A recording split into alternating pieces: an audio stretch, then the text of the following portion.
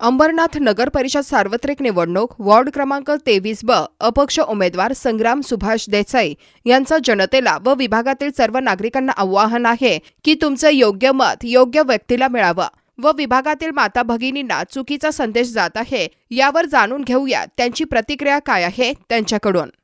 नमस्कार, मी संग्राम सुभाष देसाई प्रभाग क्रमांक 23 ब मधून अपक्ष निवडणूक लढत आहे।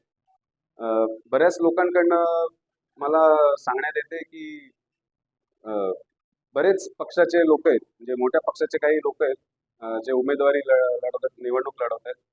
ते असं सांगण्यात येते की बरीच दिशाभूल होते लोकांची।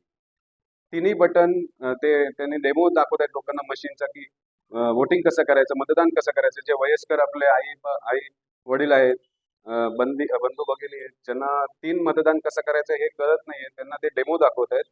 डेमो मध्ये असं दाखवत आहेत की तिन्ही एकाच पक्षाची बटन दाबलं तरच मत गृहीत धरलं जाईल, जे खूप चुकीचं आहे। या भ्रमात बिलकुल राहू नका। तुम्ही तुमचं अमूल्य मत हे योग्य त्या माणसाला, वेगवेगळ्या माणसाला तुम्ही देऊ शकता आणि तुमचं मत वाया घालवू नका। आणि हा दिशाभूल करणाऱ्यांना त्यांची जागा त्यांना दाखवा। जर ही गोष्ट तुम्हाला जर सुरुवातच हे खोट्या प्रचाराने खोट्या गोष्टी करत असेल, तर भविष्यात हे निवडून आल्यावरती अजून किती खोटेपणा करतील, किती चुकीच्या गोष्टी या प्रभागामध्ये घडवतील आणि करतील।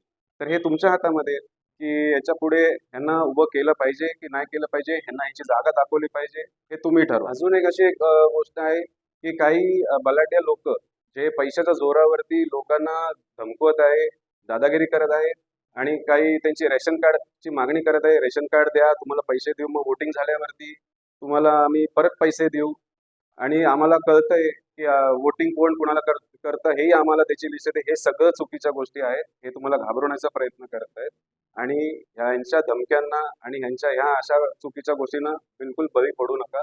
योग्य माणूस निवडा आणि योग्य माणसाला नगरपालिकेमध्ये पाठवा।